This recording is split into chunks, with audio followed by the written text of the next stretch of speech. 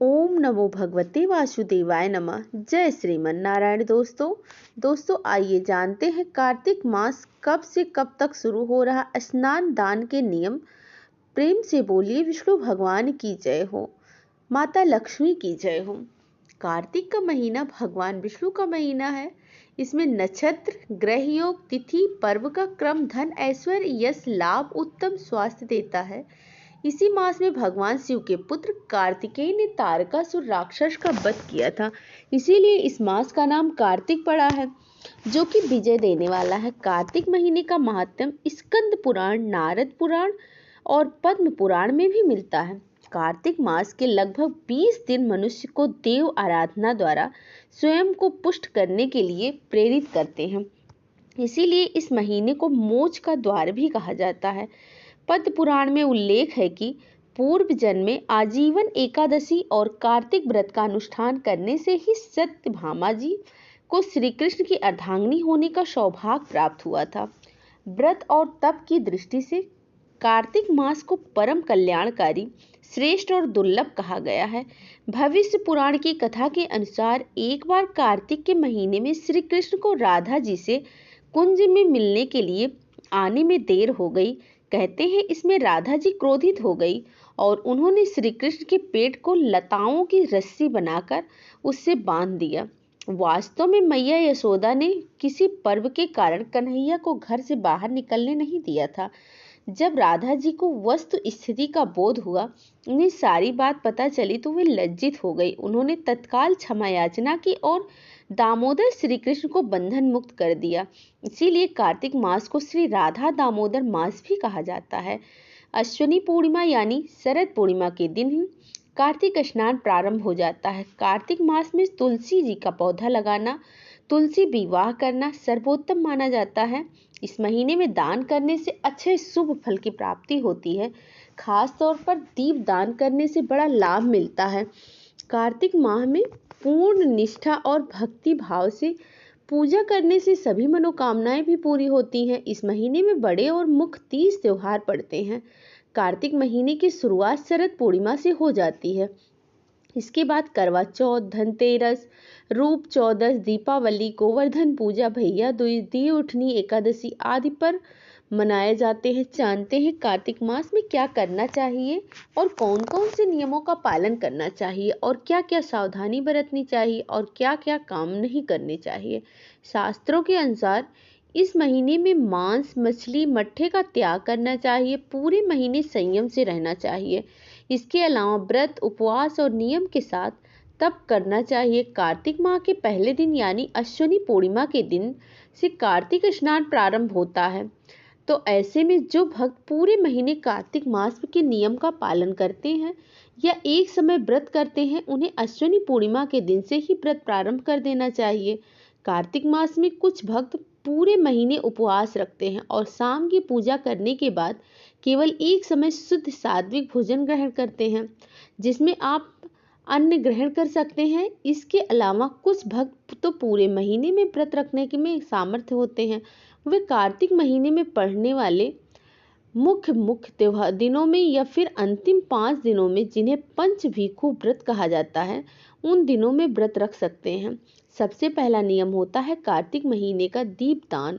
शास्त्रों के अनुसार कार्तिक मास में सबसे प्रमुख काम दीपदान करने का बताया गया है। इस महीने में नदी, पोखर, तालाब आदि के किनारे या किसी पवित्र पौधे के नीचे दीपदान करना चाहिए। इससे अपार पुण्य फल मिलता है। दूसरा, तुलसी पूजा। इस महीने से तुलसी पूजन करने और तुलसी का सेवन करने का विशेष महत्व है। वैसे तो हर महीने में तुलसी का सेवन करना या तुलसी की पूजा करना शुभ होता है, लेकिन कार्तिक मास में की गई तुलसी की पूजा कई गुना फलदायी होती है। तीसरा, भूमि पर शयन। कार्तिक नियम का पालन करने वाले लोगों को भूमि पर ही सोना चाहिए। इस दौरान भगवान के मंत्रों का जप करना चाहिए और भूमि पर सोने से मन में सात्विकता का भाव आता है और अन्य विकार भी समाप्त हो जाते हैं। कार्तिक मास का व्रत रखने वाले भक्तों को पूरे कार्तिक के महीने में शरीर पर तेल नहीं लगाना चाहिए। सिर्फ एक ही दिन शरीर पर तेल लगाया जाता है और दिन होता है नरक चतुर्दशी की। यानी कार्तिक कृष्ण चतुर्दशी के दिन ही शरीर पर तेल लगाना चाहिए। इसके अलावा अन्य दिनों में तेल लगाना वर्जित होता है। 5वां दिन मांस, मछली, मट्ठा का निषेध होता है।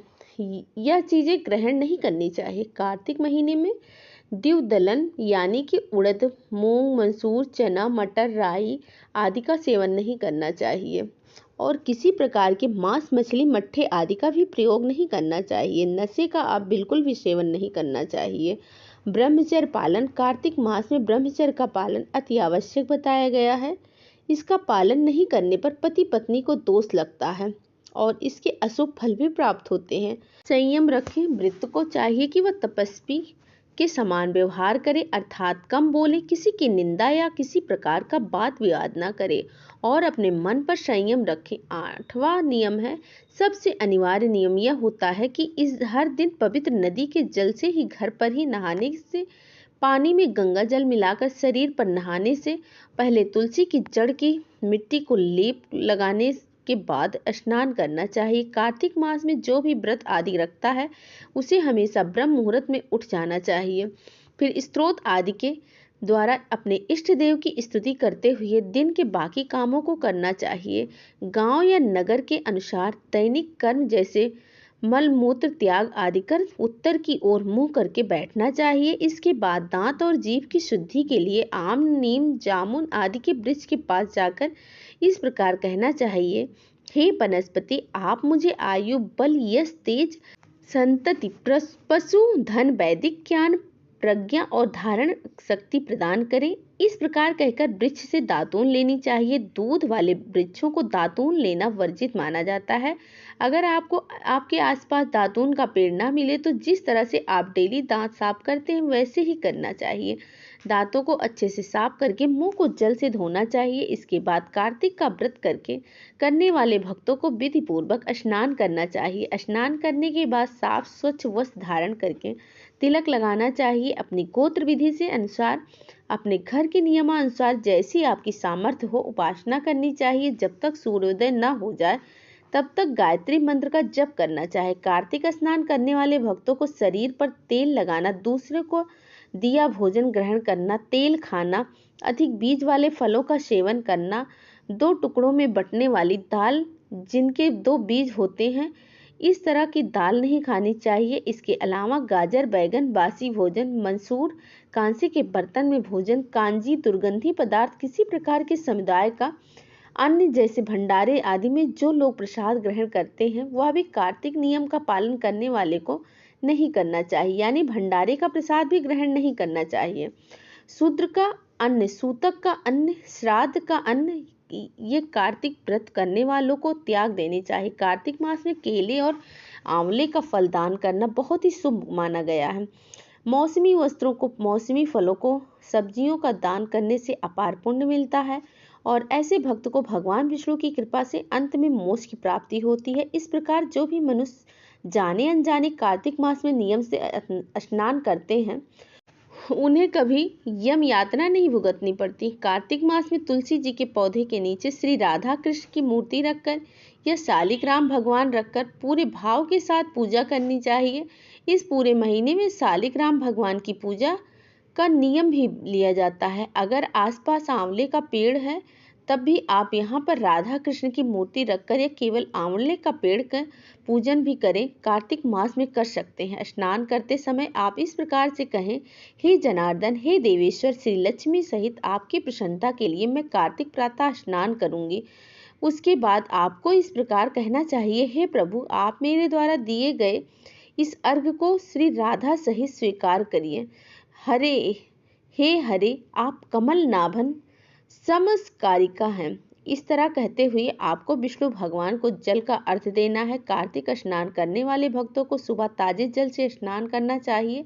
यदि आपका स्वास्थ्य ठीक नहीं है तो आपकी बहुत श्रद्धा है कि आप कार्तिक मास में नियमों का पालन करें, तब इस अवस्था में आप गुनगुने पानी का इस्तेमाल भी कर सकते हैं। इसके लिए मनुष्य द्वारा 4 प्रकार के स्नान कहे गए हैं: व्याव्य स्नान, वारु स्नान, ब्रह्म स्नान और दिव्य स्नान।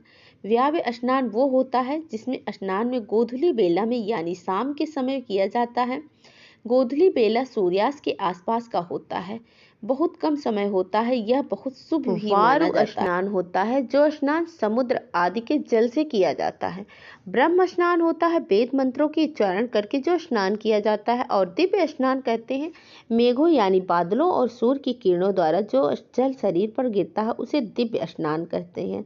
यानी कि बारिश भी हो रही है तो धूप भी निकल रही हो तो उस समय यदि स्नान किया जाए तो वह भी स्नान दिव्य स्नान कहलाता है। अब यह भी जानिए कि कार्तिक मास में किन किन देवी देवताओं की विशेष रूप से या मुख्य रूप से पूजा की जाती है। तो इस पूरे महीने में भगवान विष्णु, माता लक्ष्मी और शालिग्राम भगवान जी की और श्री कृष्ण भगवान श्री कृष्ण के बाल स्वरूप यानी लड्डू गोपाल जी की, यम देवता की, धर्मराज जी की, धनवंतरी, महाराज चित्रगुप्त की और तुलसी माता की पूजा की जाती है। तुलसी जी की पूजा करने के लिए सुबह सवेरे यानी सूर्योदय से पहले अंधेरे में ही उठकर स्नान करने के बाद सुबह दीपक जलाएं। अगर किसी कारण से आप सुबह जल्दी उठने में समर्थ नहीं है तो कम से कम शाम के समय हर दिन नियम से तुलसी जी के पौधे में दीपक जलाएं या तुलसी जी की सेवा करने का संकल्प लें। और शाम के समय भी आपको विधि विधान से तुलसी माता की पूजा करके ही तुलसी चालीसा का पाठ और तुलसी माता की कथा भी सुननी चाहिए। प्रेम से बोलिए विष्णु भगवान की जय हो, माता लक्ष्मी की जय हो, तुलसी माता की जय हो, धर्मराज जी की जय हो।